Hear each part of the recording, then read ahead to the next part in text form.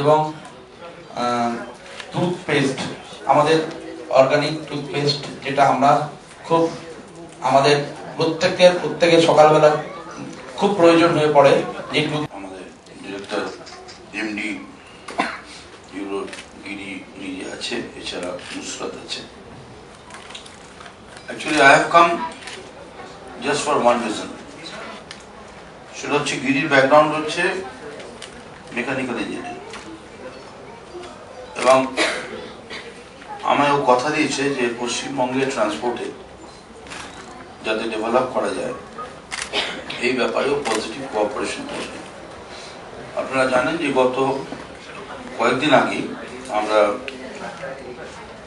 road leads to growth, চলো